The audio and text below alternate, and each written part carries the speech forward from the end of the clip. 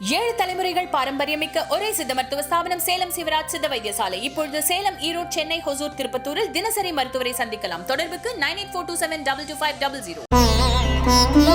இதயம் wishes you a very happy new year.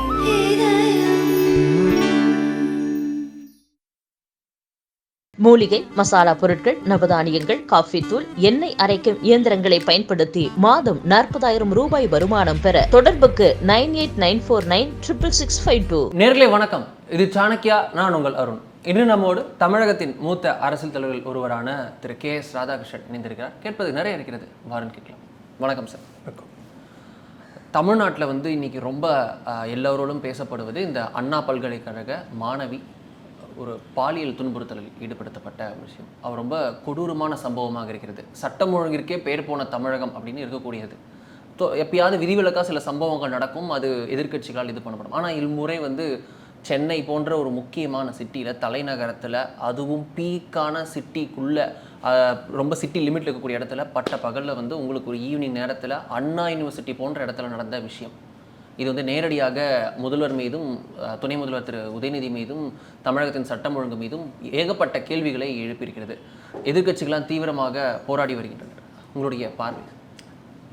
நீங்கள் திமுக ஆட்சிக்கு வர்றதுக்கு முன்னாடி கனிமொழி என்ன பண்ணாங்க? சாத்தாங்குளத்தில் உள்ள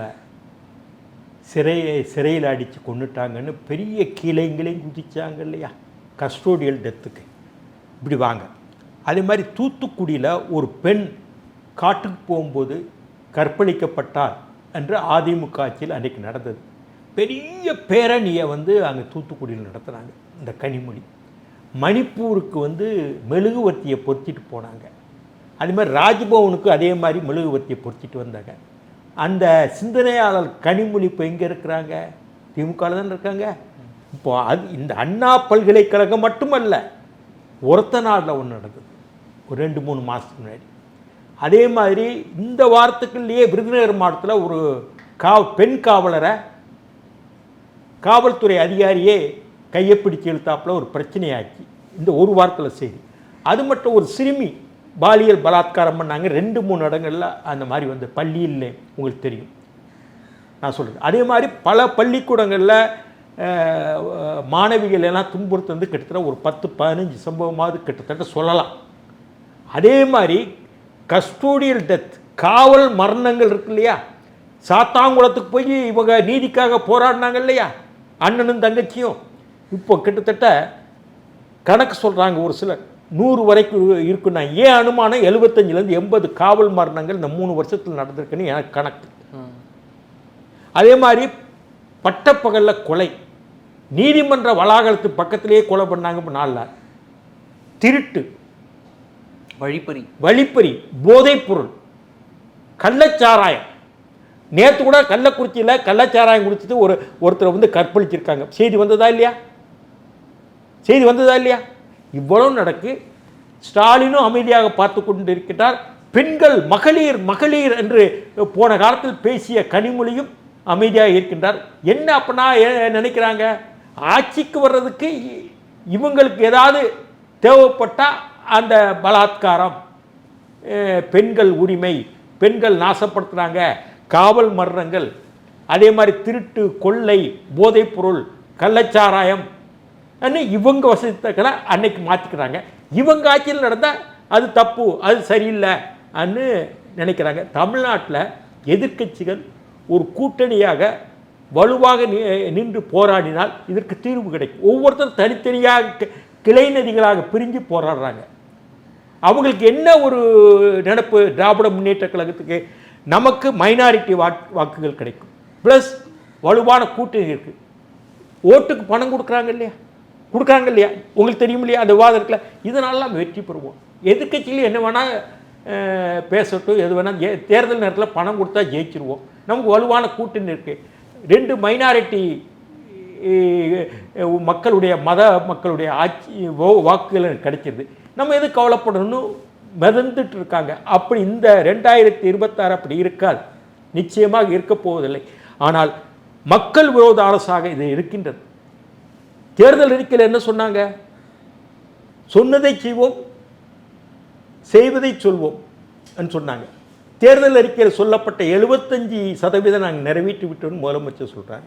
நான் கேட்குறேன், அப்போ நிறைவேற்றிருந்தால் தைரியமாக ஒரு வெள்ளை அறிக்கை வெளியிடுங்கள் சட்டமன்றத்தில். அந்த வெள்ளை அறிக்கையின் எதிர்ப்புறம் இன்னென்ன உறுதிமொழிகள் தேர்தல் அறிக்கையில் கொடுத்தோம், இன்னென்ன இதுவரை செய்துள்ளோம் என்று வெள்ளை அறிக்கை விடுங்கள். அதை விட்டுட்டு சும்மா பொத்தாம்பதாக பேசாதங்க. இவங்க என்ன சொன்னாங்க? நான் முதலமைச்சராகிவிட்டேன், சட்ட ஒழுங்கு போலீஸ் துறை என்னிடம் இருக்கின்றது, பாரபட்சம் இல்லாமல் நடவடிக்கை எடுப்பேன்னு சொன்னாரா இல்லையா? நேரடி கட்டுப்பாடு, ஏன் நேரடி கட்டுப்பாடு, ஏன் இப்போ இதுக்கெல்லாம் எடுக்கல? சரி, சொன்னதை செய்கிறோன்னு சொன்னாங்கல்ல, என்னாச்சு? அரசு ஓய்வு பெற்ற ஊழியருக்கு பழைய ஓய்வூதிய திட்டத்தை கொடுத்தாங்களா? அது மாதிரி இந்த மின்சாரம் மாதத்துக்கு ஒரு தடவை கணக்கீடு பண்ணுறோன்னாங்க, அது செஞ்சாங்களா?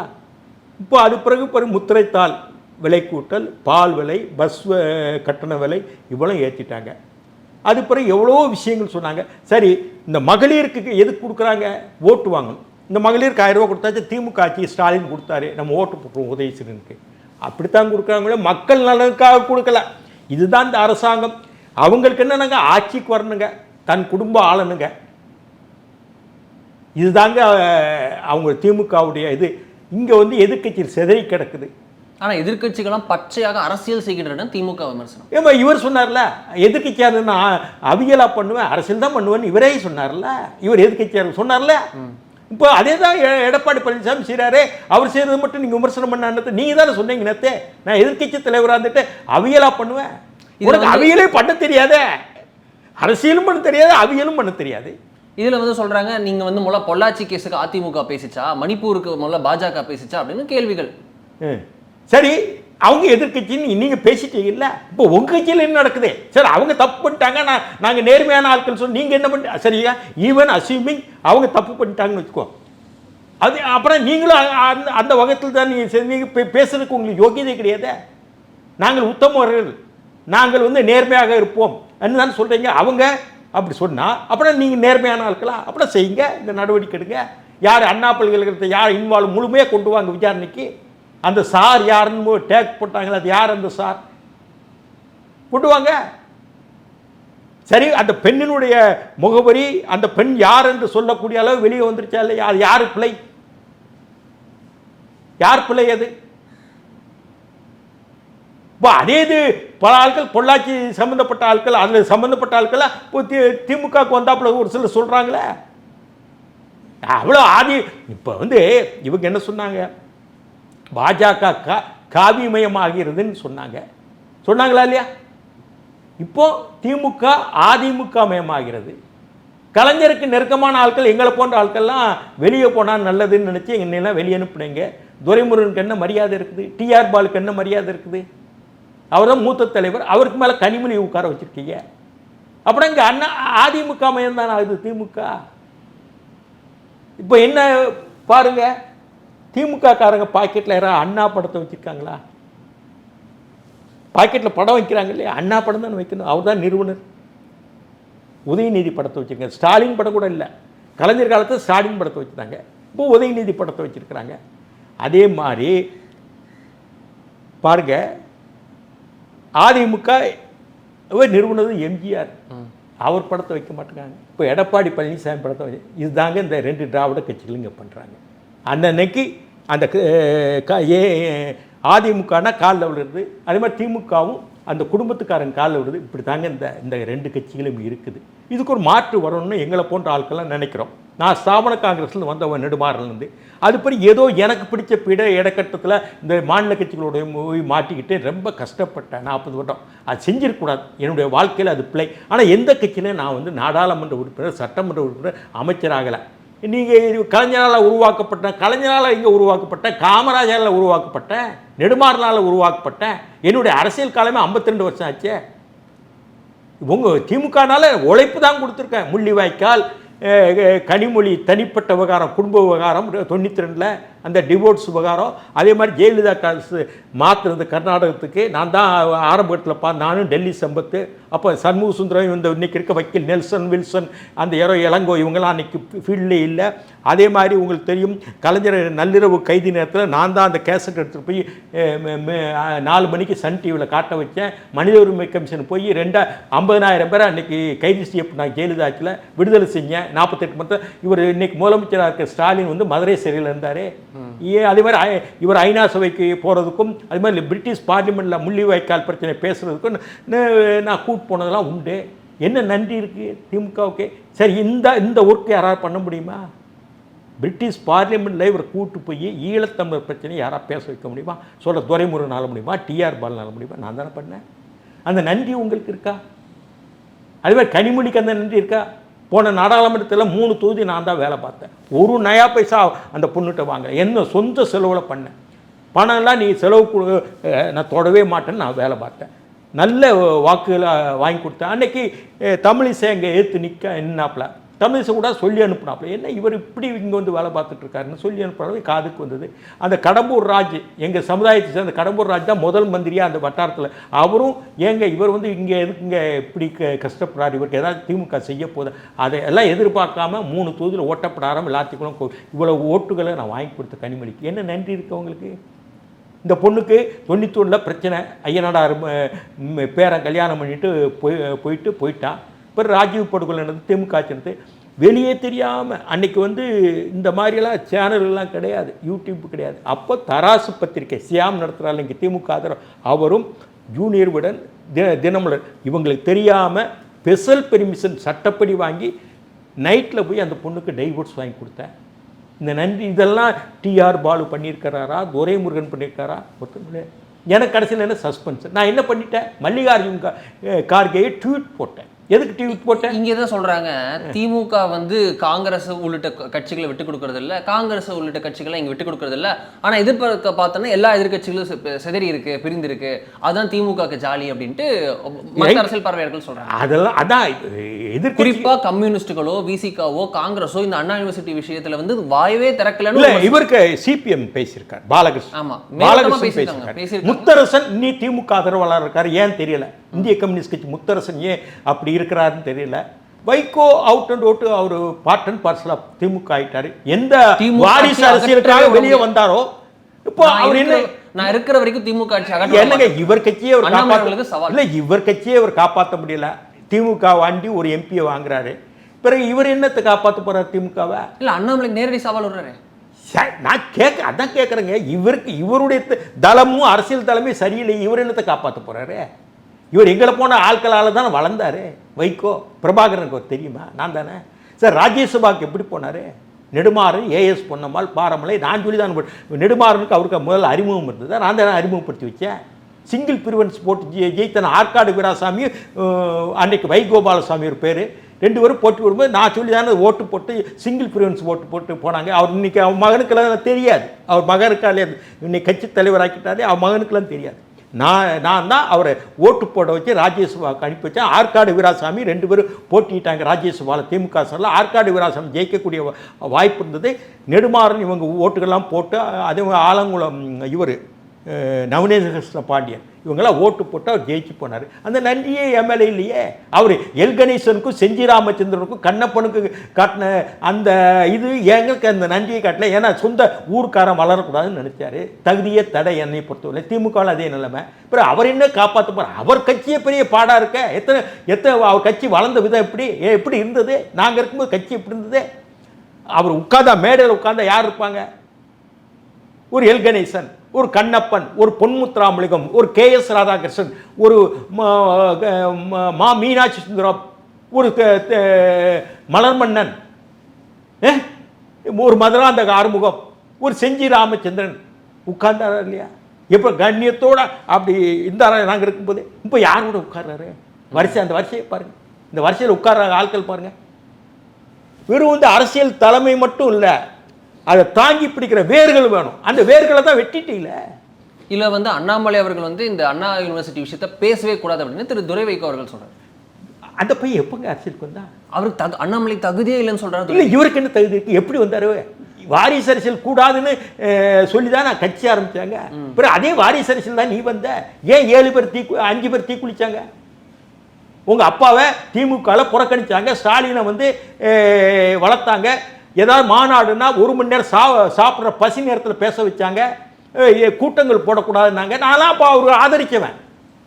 அதெல்லாம் வெளியே அனுப்புனாங்க, நீக்குனாங்க. அதெல்லாம் வரலாறு உனக்கு தெரியுமா? அப்போ நாங்கள் இருந்தோம். அப்போல்லாம் நீ எல்லாம் ஸ்கூலுக்கு இங்கே போயிருப்பேன், எங்கே லயலா காலேஜில் ஸ்கூலுக்கு போச்சு. அதை விடுங்க, அந்த பேச்சு வேறு. அடுத்த கேள்விக்கு போங்க. தகுதியே தடங்க. இன்னைக்கு நல்ல அரசியல் கிடையாதுங்க.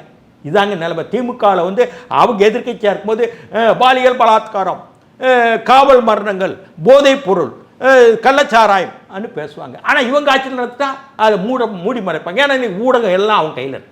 ஊடகத்துக்கு எப்படி கவனிக்கிறாங்கன்னு தெரியல. ஊடகம் எப்படி, ஊடக அறமே இல்லை தமிழ்நாட்டில். ஊடக அறமே இல்லை. அதுவும் செய்தித்தாள்கள் வந்து ஒரு பத்திரிக்கை, தினமலர் போன்ற ஒரு சில பத்திரிக்கை, மீதி பத்திரிக்கை தலையங்கள்லாம் கூனி குறி எழுதுறாங்க. தலையங்க அந்த பேனால நிப்பு உடைஞ்சு வச்சு. தெரியாமல் கேட்குறேன். கேட்டால் எங்களுக்கு விளம்பரம் வரணும், நாங்கள் பத்திரிக்கை சரிவேகம்ல. அதை விட பெத மூடிட்டு போங்க பத்திரிக்கையை. எப்படி ஜெயின்ஸ் தமிழ்நாட்டில் இருந்தாங்க, ராம்நாத் கோயாங்கம், துக்ளக் ஷோ, ஆனந்தவிடன் பாலசுப்ரமணியம், இப்படி இருந்தாங்க இல்லையா? இவங்கள பத்திரிக்கைக்கு சிறைக்கு போனாங்களா இல்லையா? இப்போ அப்படியா இருக்கு? இல்லை தெரியாமல் கேட்குறேன். இப்போ இதில் இந்த விஷயத்தில் வந்து எதிர்கட்சிகள் ஓரளவுக்கு ஆக்டிவ் ஆயிட்டாங்கன்னு நீங்கள் நினைக்கிறீங்களா? ஏன்னா எதிர்கட்சிகள் இல்லைங்க, இன்னும் அவங்களுடைய வேகம் காணாது, வெலாசிட்டி காணாது. வெலாசிட்டி இன்னும் கடுமையாக இருக்கும். நாங்கள்லாம் 72 மாணவர் போராட்டம் எப்படி நடத்துகிறோம்? அண்ணாமலை பல்கலைக்கழக உதயகுமார், எங்கள் பாளையங்கோட்டில் நடந்த லூர்தநாதன், திருச்சி கிளைவாசல் எவ்வளவு நடத்தும். அதே நேரத்தில் விவசாய போராட்டம் அதே நேரத்தில் வீரியமாக நாராயணசாமி நாயுடு நடந்த திமுக, அந்த வீரியம் இன்னைக்கு இல்லையே. இதில் வந்து அண்ணாமலை அவர்கள் வந்து சாட்டையால் அடிச்சுக்கிட்டதை விமர்சனமாச்சு. அது அவங்க இதுங்க, அந்த போராட்டத்தை நீங்கள் கவன ஈர்ப்பு போராட்டம்னு ஒன்று நடத்துவாங்க. அது அவங்களுக்கு உடைய வழியில் அவங்க நடத்துகிறாங்க. அவர் நான் சொல்ல, அண்ணாமலை எப்படி நடத்துறாங்கன்னா, அவர் இந்துத்துவவாதி. இந்துத்துவா தானே. இந்துத்துவாவில் கோவிலில் போய் ஏதோ ஏந்திட்டு ஒரு வரங்க வைப்பாங்க, வரங்க கேட்டு ஜாட்டை அடிப்பாங்க, அது இயற்கை. அந்த நேர்ந்துட்டு அவர் பச்சை துண்டு தானே கட்டிட்டு இருக்காரு, வெள்ளை கட்டலையே. அப்புறம் கோவிலில் நேர்ந்துக்கிறாப்புல தமிழ்நாட்டுக்கு ஒரு நல்ல வழியை காட்டுமா அன்னு அம்மனை வேண்டியிருக்கலாம், துர்கா தேவி வேண்டியிருக்கலாம், வீரத்தின் சின்னமான துர்கா தேவி வாங்கிக்கலாம். ஏமா தமிழ்நாட்டுக்கு நல்ல வழி காட்டுங்கம்மா, நானா சாட்டையை அடிச்சுக்கிறேன், கோயிலில் சாட்டை அடிப்பாங்க ஞாபகம். அது மாதிரி அவர் இந்துத்துவாவது அவர் பாணியில் அவர் செஞ்சிருக்காரு, இல்லைன்னு தப்பு இருக்கு. இது வெறும் அட்டென்ஷன் சீக்கிங்னு ஒரு விமர்சனம். ஆமாம், ஒரு கவன ஈர்ப்பு மக்கள் மத்தியில். இப்போ வந்து போராடுறீங்க, ஆர்ப்பாட்டம் நடத்துறீங்க, உண்ணாவிரதம் இருக்கிறீங்க, ஒரு கடிதம் அனுப்புறீங்க, தந்தி அனுப்புறீங்க கவன ஈர்ப்புக்கு, அதுக்காக அப்படி செஞ்சுருக்கலாம். அவர் பாணியில் செஞ்சுருக்கலாம். அது ரைட்டாக தப்பான்னு சொல்லி எனக்கு உரிமை இல்லை. அது அவர் பாணி, அவருக்கு உரிமை இருக்குது நாட்டில் ஒரு அரசியல் தலைவர். இல்லை, அதில் வந்து கம்யூனிஸ்ட் உட்பட பல தலைவர்கள் சொல்கிறாங்க, இதில் வந்து அவங்க வந்து பேரணி நடத்திருக்கலாம், கண்டன ஆர்ப்பாட்டம் நடத்திருக்கலாம், உண்ணாவிரதம் இருந்திருக்கலாம். அது என்ன சாட்டை? உண்ணாவிரதம் பேரணிலாம் அவுட்டேட் ஆகி போச்சுங்க. அது காந்தி காலத்துலேருந்து இன்னைக்கு உண்ணாவிரதம்னா சரி, பெர்மிஷன் கூட ஒரு நாள் நடத்திட்டு போட்டோம். இன்னைக்கு பர்மிஷன் இல்லை கொஞ்சம் கேளுங்க. உண்ணாவிரதம் இன்னாவிரதம்லாம் காந்தி காலத்து போராட்டங்க. ஏன் நக்சலைட் தலையெடுத்தாங்க? நக்சலைட்டுடைய கொள்கையை நான் சரின்னு சொல்லவில்லை. உண்ணாவிரதம் ஆர்ப்பாட்டம் என்பது மாவோக்காரங்க என்னென்ன ஆதரவாளர், நான் சரின்னு நான் சொல்லலை, அதுக்கு நான் முட்டு கொடுக்கல, அதுக்காக ஆதரிக்கலை. ஆனால் ஏன் அவங்க வந்து அந்த மாதிரி உள்ள நக்சல்வாதி கிராமங்களை ஆரம்பித்தாங்க? சரி, இவ்வளோ தூரம் நம்ம வந்து இவ்வளோ கம்யூனிஸ்டில் போராடிட்டாங்க, பூஸ்வா வர்க்கத்துக்கு எதிர்த்தாப்புல, இன்னும் நம்ம வேறு வழியை ஆயுதத்தை தூக்குவோம் அனுப்புகிறாங்க. இலங்கையில் ஏன் ஆயுதத்தை தூக்குறாங்க? பிரபாகரன் போராட்டம், சாத்விக போராட்டம் நடத்திட்டாங்க. தந்தை செல்வா தலைமையில் போராடிட்டாங்க, அமிர்தலிங்கம் போராடிட்டாரு. இன்னுமே ஒன்றுமே நமக்கு கிடையாது, நீ துப்பாக்கி தூக்குனாங்க. அது மாதிரி நான் துப்பாக்கி தூக்கு சொல்ல, அவர் பாணியில் அவருடைய பாணி. பாரதிய ஜனதா கட்சியில் நீங்களே தானே இந்துத்துவ கட்சின்னு சொல்கிறீங்க, மதவாத கட்சியில். அவர் பாணியில் அது பண்ணி நீங்கள் உங்களுக்குன்னு இருக்கே. நான் சொல்கிறது நியாயமாக இருக்கா? கோவிலுக்கு இந்த அக்னி சட்டி எடுப்பாங்களா இல்லையா? அக்னி சட்டி எடுத்து ஜாட்டையால் அடிப்பாங்க. அப்புறம் அக்னி சட்டி ஒன்றும் எடுக்கலையே, சாட்டையால் அடிக்கிறார் வீட்டுக்கு முன்னாடி. ஓகே, இதில் அரசியல் கட்சிகளுடைய விமர்சனம் ஒரு பக்கம் இருக்கு. இதை மக்கள் எப்படி பார்ப்பார்கள்? அண்ணாமலையுடைய சாட்டையடி இது எப்படி பார்ப்பார்கள்? அண்ணாமலையுடைய சாட்டையடி வந்து கவன ஈர்ப்பு, ஒரு மக்களை இந்த மாதிரி நடக்குது தமிழ்நாட்டில், மக்களின் கவனத்தை ஈர்த்ததா? ஈர்த்து அது செய்தி அப்படின்னா அதனால இப்போ கேள்வி கேட்குறீங்க. அண்ணாமலை சாட்டையால் அடிக்கிறீங்கன்னா எதிர்கட்சியில் பேசுறத கவனத்தை ஈர்த்ததால் தானே எதிர்கட்சிகள் அதை விமர்சனம் பண்ணுது. நான் சொல்றது புரியுதா? அப்படின்னா மக்கள் மத்தியில் அது போயிடுச்சு, ஊடகங்கள் மூலிமா போயிடுச்சுன்னு தான் அர்த்தம். எதிர்கட்சி அப்படின்னா அது ஒன்றும் இல்லாத போராட்டம் எதுக்கு எதிர்கட்சிகள் அதை பாதர் பண்ணுது? நான் சொல்றது உங்களுக்கு விளங்கப்படுதா? கவனத்தை ஈர்த்துக்கிறதுனால எதிர்கட்சியில் பேசுறாங்க. ஏன்னா அப்படி ஒரு வித்தியாசமா பண்றாரு, இது தப்பாச்சு, எப்படி நம்ம அது கண்டனம் தெரிவிக்கணுமே, நம்ம உடனே கண்டனம், அதுதான் பேசுறாங்க. அதனால எனக்கு அவ அண்ணாமலை செஞ்சது எனக்கு மாற்று கருத்துக்கள் உண்டு. நான் வந்து பிஜேபி கிடையாது, நான் என்னை பிஜேபியில் சேராமையே சங்கிங்கிறாங்க, விஜய் கட்சிக்கு இவர் தான் எல்லாம் அட்வைஸ் பண்ணுறேங்கிறாங்க. நான் மாற்று அரசியலுக்காக பார்க்குறேன், இந்த ரெண்டு கட்சி போகணுங்கிறதுக்காக பார்க்குறேன். நான் விஜய் கட்சியில் சேர்ந்துட்டேன்னா இல்லை பாரதிய ஜனதா கட்சியில் சேர்ந்தேன், எனக்கு தூத்துக்குடி தொகுதி போன தேர்தல் கொடுக்குறேன்னாங்க. நான் சேரலையே, நான் பிஜேபி சேர்ந்துக்கிறேன், உறுப்பினரா இல்லையே. அண்ணாமலை கூட கூட்டங்களில் பொதுவான கூட்டங்களில் கலந்துக்கிறேன், அவ்வளோதான். இது வந்து எதிர்க்கட்சிகள் பொதுவாக பார்த்தோம்னா பாஜக வந்து இந்த சாட்டையடி போராட்டம் பண்ணாங்க. அங்கே வந்து சென்னையில் பல இடங்களில் போராட்டம், 4 மாவட்டங்களில் போராட்டம் பண்ணாங்க. இன்னைக்கு பேரணி நடத்துகிறாங்க. இந்த பேரணியில் பார்க்குறோம், மகளிர் அணியில் எல்லாரும் வந்து கைது செய்யப்பட்டிருக்காங்க. ஒரு பக்கத்தில் அதிமுக வந்து எல்லா இடத்துலையும் வந்து போராட்டம் பண்ணாங்க. அங்கேயும் வந்து முன்னாள் அமைச்சர்கள் பலர் வந்து கைது செய்யப்பட்டார்கள். இதில் வந்து திரு விஜய் அவர்கள் வந்து ஆளுநர் அவர்களை நேரில் சந்தித்து மனு கொடுத்ததை பார்த்தோம். திரு புசி ஆனந்த் அவர்கள் நோட்டீஸ் கொடுத்தாரு, திரு விஜய் எழுதிய கடிதம், அதுக்காக அவரும் கைது செய்யப்பட்டார். பாமக புரோட்டஸ்ட் திருமதி சௌமியா அவர்கள் கைது செய்யப்பட்டார். ஸோ இது மாதிரி இருக்கும்போது என்ன எதிர்க்கட்சிகளுடைய அந்த போராடும் தன்மை, இதை நீங்க எப்படி பார்க்குறீங்க? இப்போ எமர்ஜென்சியில் எப்படி இருந்தது? எமர்ஜென்சியில் ஆரம்ப கட்டத்தில் எமர்ஜென்சி ஏற்றாங்க கைதி.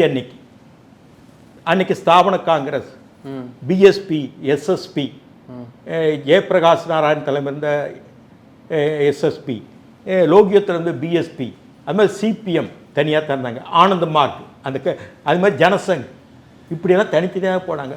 ஒரு கட்டத்தில் ஜனசங் இணையாமல், ஆனந்த மார்க் இணையாமல், இவங்க சோசியலிஸ்ட்டுக்கு மட்டும் ஒரு கூட்டம் நடத்துனாங்க ராம்லீலா மைதானத்தில். ஜெயபிரகாஷ் நாராயண் பேசுகிறாரு. அதே மாதிரி முழு புரட்சி டோட்டல் ரெவல்யூஷன் பாட்னாவில் நடத்துகிறாரு. அப்போது ஜனசங்கோ ஸ்தாபன காங்கிரஸோ போகலை. பிறகு எல்லாரும் ஒன்று சேர்ந்தாங்களே ஒரு கட்டத்தில். ஒன்று சேரணுன்றீங்களா? அது மாதிரி ஒன்று சேர வேண்டிய கட்டாயம் வரும். தமிழக மக்களே அந்த எதிர்க்கட்சிகளை கடுமையாக சாடி நீங்களாம் ஒன்னோட ஒன்று சேர்ந்து போராடுங்கிற ஒரு மனநிலையை உருவாக்குவாங்க, மௌனமாக உருவாக்குவாங்க. எமர்ஜென்சி காலத்தில் உருவாக்கலையா? ராம்லீலா மைதானம் கூட்டம் முடித்தது, கைது செய்ய போறாங்க எல்லாரும், நள்ளிரவு கைது, அப்ப சிறையில் சந்திக்காங்க எல்லாரும் ஒரே மாதிரி அவங்க இல்லையா? அப்புறம் ஜனதா கட்சி எப்படி பிறந்தது? ஜனசங், ஸ்தாபன காங்கிரஸ், பிஎஸ்பி, எஸ்எஸ்பி எல்லாம் என்ன சேர்ந்தது இல்லையா? இத்தனைக்கு அன்னைக்கு வந்து ஜனசங் போராடும் போது இன்னைக்கு மதவாதம் சொல்ல சிபிஎம் அன்னைக்கு தோழமையோட, சிபிஐ தவிர இவங்க தோழமையோட தான் இருந்தாங்க. ஒரே கருத்து லைக் மைண்டடாக தான் இருந்தாங்க. ஆனந்த மார்க் கூட தடை செய்யப்பட்ட இயக்கமாக உள்ள இருந்தாங்க, ஆர்எஸ்எஸ் உள்ள இருந்தாங்க.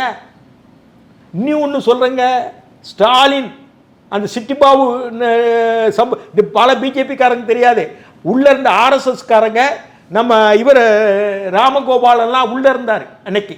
விஸ்வ இந்து பரிஷத்தா, இந்து முன்னணி, ராமகோபாலன், ஆனந்த மார்க்கு, அதே மாதிரி ஆர்எஸ்எஸ், அதே மாதிரி ஆனந்த நாயகன் ஒரு கம்யூனிஸ்ட், நக்சலைட்டு, இவங்கெல்லாம் இருந்தாங்க. இவங்கெல்லாம் அன்னைக்கு வந்து ஸ்டாலின் அடிக்க வரும்போது எதிர்த்தாங்களே மத்திய சிறையில். இப்போ திமுக தெரியுமா தெரியல, இதான் நிலைமை. வருங்க ஒரு காலப்பட்டு மௌனமா எதிர்க்கட்சிகள்லாம் ஒன்று சேரணும், அவங்களுக்கு எதிர்காலம் இல்லை. இதுல எப்படி தாவேகா வந்து அதிமுக வரும்? தாவேகா எப்படி அரசியல் வேற, பொதுவான இயக்கங்கள் ஒன்று சேர வேண்டும். இப்போ தமிழக வெற்றி கழகம் சிறப்பாக அது தெளிவாக சொல்ல, தமிழக வெற்றி கழகம் ஒரு காலம் தேர்தல் கூட்டணி அதிமுகவோட இருக்காது. நீங்க தேர்தல் கூட்டணி பார்ப்பது வேற விஷயம், பொதுவான விஷயங்களை வந்து தேர்தலில் தானே திமுக தோக்கடிக்கணும். நான் சொல்றது கண்ணுங்க, பொதுவான மக்களின் கவனத்தை ஈர்க்கிறது தான் இப்போ பேசுகிறோம். மக்களை ஈர்க்க கவனத்துக்கு வந்து ஒரு மேடை அமைத்தால் எல்லா கட்சியிலும் போய் தங்களுடைய குரலை பதிவு பண்ணிட்டு வர்றதுக்கு அதை முதல்ல செய்வாங்க. தேர்தல் வந்து அவர் தான் விஜய் சொல்லிட்டாரு, நாங்கள் அதிமுகவோட கூட்டணி இல்லைன்னு சொல்லிட்டாரு, தெளிவாக சொல்லிட்டாரு. அது வேற. இன்னைக்குள்ள நீ தேர்தல் 2026 அன்னைக்கு எப்படி ஆக போதும்? முதல்ல இந்த திமுக அரசு பற்றி மக்கள் விரோத போக்கணும், மக்கள் மத்தியில் சொல்லணும். அதுக்கு ஒரு இயக்கம், கூட்டு இயக்கம் நடத்தணும். கூட்டு இயக்கம் குறைஞ்சபட்சம் ஒரு சார்ந்து கூட்டு இயக்கம்னா ஒற்றுமையா இல்லை. இப்போ நான் ஒரு இயக்கத்தின் தலைவர், இந்த நீங்கள் வாங்க உங்கள் எதிர்க்கட்சிகளாம் வாங்க நம்ம இன்னைக்கு பேசி எதிர்ப்போம், அப்படி மேடையாவது பகிரும். அப்படி தான் நான் சொல்கிறேன். இதுல வந்து அதிமுகவின் போராட்டத்தை திரு அண்ணாமலை பாராட்டுறார். நல்லா போராடினீங்க, இது சரி, மாதிரி பல குரல்கள் வரும். விஜயும் பாராட்டிட்டாரு. ஆமா, அது ஒரு கட்டத்தில் வரும், ஒரு மௌனமா அவர் சொல்லு. இது அண்ணாமலை கிட்ட இருந்து வருது, அங்க இருந்து யாரும் வரலையே. அது வரல, அது காலங்கள் ஒவ்வொருத்தருக்கு தானே வரும், ஒரே நாள் எல்லாரும் சொல்லிருமா. அதிமுகக்கு தேமுதிக சொல்றாங்க, பாமகக்கு ஓபிஎஸும் டிடிவியும் சொல்றாங்க, ஒத்துக்கிறாங்க. ஆனா எல்லாரும் வந்து ஒவ்வொரு நேரத்துக்கு வந்து ஒரு கட்டத்துக்கு ஒரு புள்ளியில வந்து சேர வேண்டிய கட்டாயம் வரும். அது நான் என்னையால சொல்ல முடியாது. ஏன்னா காலத்தின் கட்டாயம் மக்கள் மனதை மக்களை வந்து ஆதரவு நம்ம பெறணும்னா இது செஞ்சால் தான் ஆகணும். அரசியல் கட்சிகள் நெருங்கத்தான் செய்யணும்.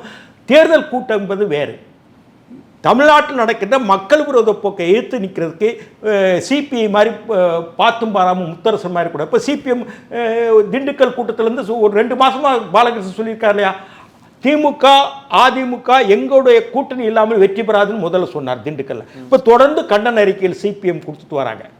உங்களுக்கு புரியுதா? தொடர்ந்து இப்போ வந்து கிட்டத்தட்ட 3-4 அறிக்கை கொடுத்தாங்க. அதுக்கு முன்னாடி சாம்சங் பிரச்சனையிலே அவங்க ஏற்றுனாங்க. பிறகு இந்த இதில் ரேஸ் கோர்ஸில் ஒரு பிரச்சனை, அதில் ஏற்றுனாங்க. அதனால் காலப்போக்கில் வேணா வைகோ மட்டும் இருந்துக்கிட்டோம், வைகோ காப்பாற்ற போகிறார் இல்லையா, திமுக நல்லா காப்பாற்றட்டும். ஒரு கட்டத்தில் முத்தரசனே வெளியே வர வேண்டியிருக்கும். அதுக்கப்புறம் அந்த கட்சி அப்படின்னா காணாமல் போய்விடும் சிபிஐ.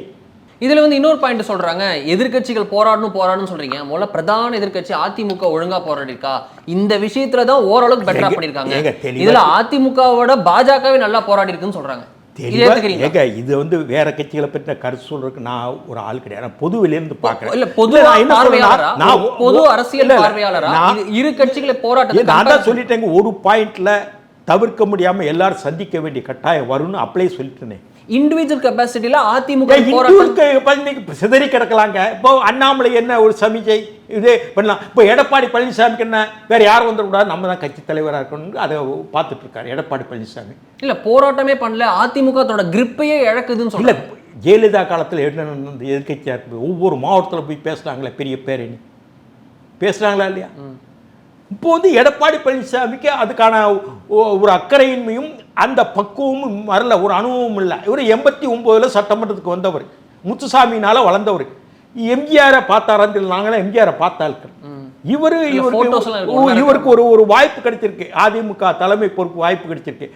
அதை அவர் மேலும் வேகமாக எடுத்துட்டு போனோம்னா வெறும் வந்து இப்படியே பேசிட்டு அறிக்கை கொடுத்து பிரயோஜனம் இல்லை.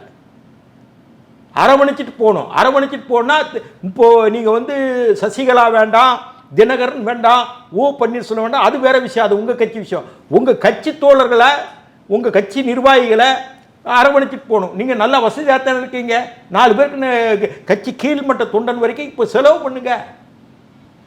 திமுக செலவு பண்ணார்ல, நேரு செலவு பண்ணார் இல்லையா, எதிர்கட்சியாக இருக்கும்போதே அவன் போராட்டம் நடத்துறதுக்கு கஷ்டப்படுறான் இல்லையா, அதெல்லாம் கவனிக்கணும்ல. புரியுதா உங்களுக்கு? இல்லை அதிமுக போராட்டம் பத்தாதுன்றீங்க. இன்னும் பண்ணணும், அவங்க தான் எதிர்கட்சி, வீரியமாக பண்ணணும். போராட்ட திமுக எவ்வளோ வீரியமாக பண்ணாங்க சாத்தாங்குளத்துக்கும். இல்லை விஜய் அவர்கள் வந்து ஒரு ஒர்க் ஃப்ரம் ஹோம் பொலிட்டீஷியன் ஒரு விமர்சனம். அவரை பொறுத்தவரையிலையும் சினிமா படம் ஒன்று பாக்கி இருக்குங்க, நினச்சிட்டு இருக்காரு. அது முடித்த உடனே பொங்கலுக்கு பிறகு தை மாதம் பிறகு வெளியே வர்றதுக்கு இருக்காரு. 2025 அவருடைய பணித்திட்டங்கள்.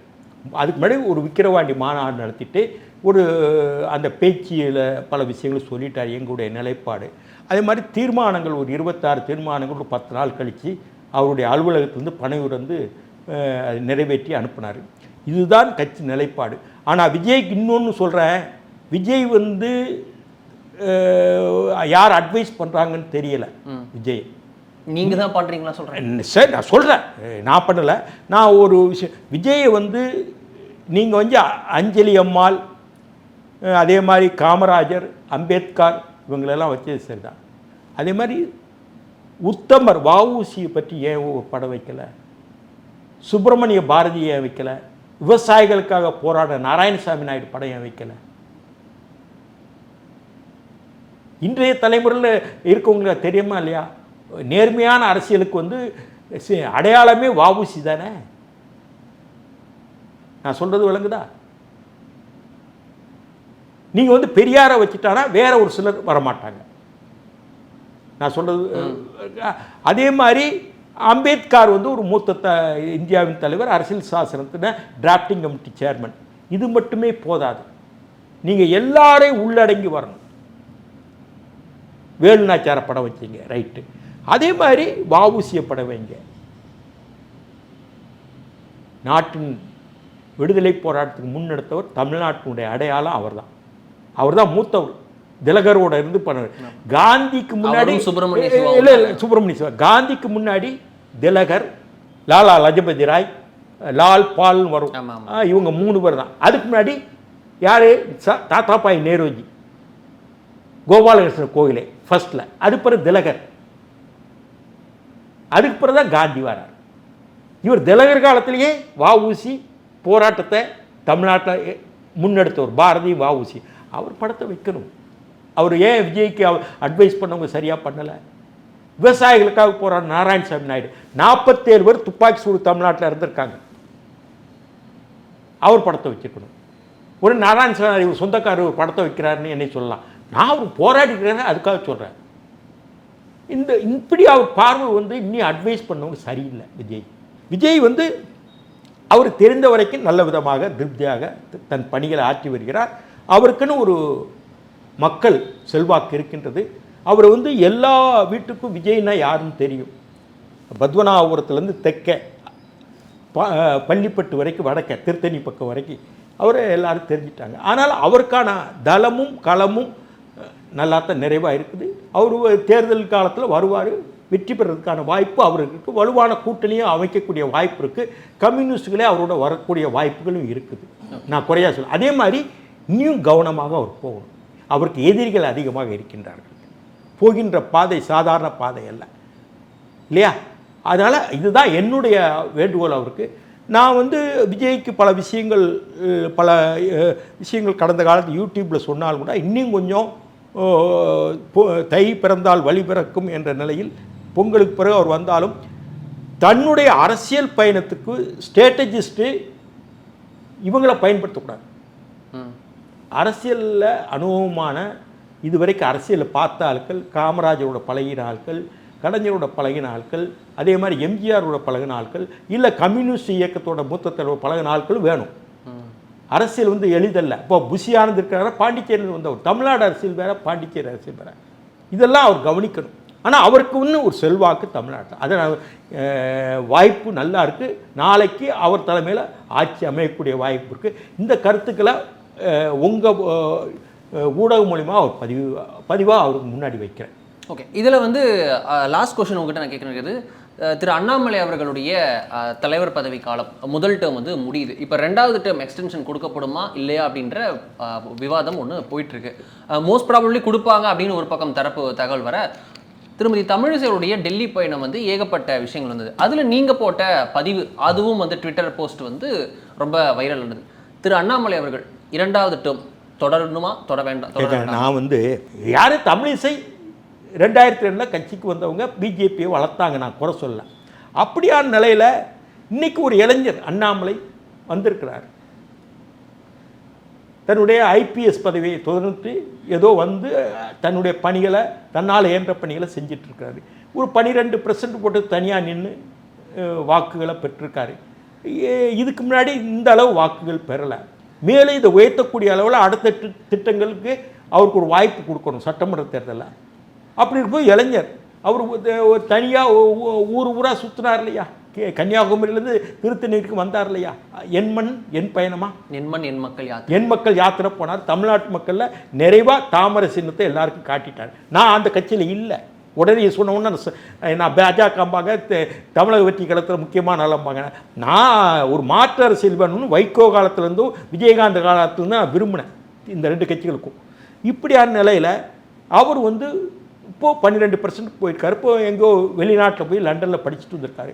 அடுத்த கட்டத்துக்கு நகருக்கும் அவர் இருந்தால்தான் இன்னொரு தலைவர் திடீர்னு ஒரு வருஷத்தில் போட்டாச்சுன்னா அவர் இனி அறிமுகமாகணும், மக்கள் மத்தியில் போகணும். ஒரு இளைஞர் உழைக்கிறார், இருக்கட்டும், அடுத்த தேர்தல் வரைக்கும் நீங்கள் வெயிட் பண்ணுங்களேன். அங்கே பொது வெளியில் நான் பிஜேபி கிடையாது, ஒரு பொது வெளியில் பார்வையாளராக சொல்கிறேன். அது மாதிரி தமிழக வெற்றி கழகத்துக்கு அப்படி தான் சொல்கிறேன். அதில் எனக்கு உரிமை இருக்குது. ஒரு அரசியல் பார்வையாளர் அவங்க உள்கட்சி விவகாரத்தில் நான் பேசலை இல்லையா? நீங்கள் ஒரு 5 முறை போட்டிகிட்டு இருக்கீங்க. யார்? தமிழிசை ஒரு கவர்னராக கொடுத்துருக்குறாங்க. நீங்கள் நல்லா நிறைவாகவும் கட்சி தலைவியாக இருக்கும்போது வேலை பார்த்தீங்க. நீங்கள் 2002 வந்த பிறகு இவ்வளோ வாய்ப்பு உருவாக்கி தந்திருக்காங்க இல்லையா, ஷார்ட் பீரியட் ஆஃப் டைம். இப்போ அதே மாதிரி கட்சிக்கு முன்னாடி பணியாற்றவங்க யார் சிபி ராதாகிருஷ்ணன் கவர்னர் ஆகிட்டார். அவர் ஸ்தாபன காங்கிரஸில், நாங்கள் இருந்த போது ஸ்தாபன காங்கிரஸில் இருந்தவர். அதே மாதிரி பொன் ராதாகிருஷ்ணன் அமைச்சராக இருந்துட்டார், மத்திய அமைச்சராக இருந்தார். இன்னும் ஒரு சிலருக்கு வந்து அந்த எஸ்ஆர் சேகருக்கெல்லாம் அந்த வாய்ப்பே இன்னும் வரல, எந்த வாய்ப்பும் வரல. இப்படி பல பேர் இருக்காங்க இல்லையா. அதுவும் வானதி சீனிவாசன் இப்போ தான் என்ன அகில இந்திய மகளிர் அணி செயலாளராக தலைவியாக இருக்கிறாங்க. இப்போ தான் அந்த அம்மையாருக்கு அந்த பதவி கிடைச்சிருக்கு. அவங்க வந்து மாணவர் அமைப்புலேருந்து ஏபிவி ஏன்னா அகில பாரத வித்யா பரிஷத்து வந்தவங்க. இப்படி ஒவ்வொருத்தருக்கு பண்ணிட்டு இருக்காங்க. உங்களுக்கான வாய்ப்பை அவங்க உருவாக்கி கொடுத்துட்டாங்க. சரி, இந்த அண்ணாமலை வந்து இருக்கிறாரு, இன்னொரு வருஷம் அவர் இருக்கட்டுமே. ஏன்னா இந்த அரசியல் என்பது கட்சி அரசியலில் நான் பேசலை, பொதுவான ஒரு மாற்று அரசியல் தமிழ்நாட்டை திமுகவுக்கு எதிராக கொண்டு வரணும். அப்படி கொண்டு வரும்போது பாஜக கையும் அதில் இருக்கணும், இந்துத்துவான்னு ஒதுக்கிடக்கூடாது. இந்த நிலையில் ஒரு புது சக்தியாக பிஜேபி அண்ணாமலை தலைமையில் ஒரு மாற்று கொண்டு வரணும்னு விரும்புகிறாங்க, வரட்டும். அதே மாதிரி விஜயும் விரும்புகிறாரு, அது மாதிரி அண்ணாமலை வரட்டும். எல்லோரும் இளைஞர்களாக இருக்கிறாங்க, பார்ப்போம். அண்ணாமலைக்கு ஒரு போகின்ற பாதை வந்து சாதாரண பாதையாக எளிதான பாதை இல்லை. அவர் சந்திக்க வேண்டிய விஷயங்கள் இருக்குது. தைரியமாக அவர் பொட்டன்ஷியாலிட்டி இருக்குது, அதே மாதிரி அவர்கிட்ட ஒரு வெலாசிட்டி இருக்குது, ஆக்சிலரேஷன் இருக்குது. அந்த அளவில் அவர் பேசுகிறது, அவர் அன்னைக்கு வெளியிடுகின்ற அறிக்கைகள் எல்லாமே ஒரு தெளிவோடு போகிறாங்க. டே டு டே அப்டேட் பண்ணிட்டு போகிறாரு. அது தக்கன எதிர்வினைகளும் சரியாக ஆற்றி கொண்டு வருகிறார். பொருத்தமான ஒரு டைனமிக் லீடராக திகழ்கின்றார். தமிழ்நாட்டில் இருக்கிற பிஜேபி தலைவரை விட ஒரு எதிர்க்கட்சி தலைவராக அவரும் இருக்கின்றார். இது மாதிரி எல்லா கட்சி தலைவர்களும் ஒரு பொட்டன்ஷியாலிட்டியோட ரன் பண்ணணும். எதிர்க்கட்சி தலைவர்கள், தமிழ்நாட்டில் உள்ள எதிர்க்கட்சி தலைவர் அண்ணாமலை முறை டெய்லி ஒரு அறிக்கைகள் விட அது போராட்டங்கள் யுக்திகளை செய்ய இந்த மாதிரி பண்ணணும் அவங்கவுங்க பாணியில். அது தமிழ்நாட்டு எதிர்கால நலனுக்கு நல்லது. இந்த ஊழல் சக்தி என்று இந்த சக்தியை அகற்ற வேண்டும். இன்றைக்கு சட்ட ஒழுங்கு கெட்டுப்போய்விட்டது. இன்றைக்கு திமுக அரசை தோல்வியடை செய்ய வேண்டும். அதற்கான பணிகளை அரசியல் சதுரங்கள் செய்ய வேண்டிய காலத்தின் கட்டாயம் இருக்கின்றது. அண்ணாமலை அந்த அளவில் ஒரு முக்கியமான பாத்திரமாக இருப்பார் என்பது என்னுடைய கருத்து. ரொம்ப நன்றி சார். நம்மளோட பல விஷயங்கள் குறித்து விரிவாக தெளிவாக பேசிக்கலாம். மிக்க நன்றி. நன்றி, வணக்கம்.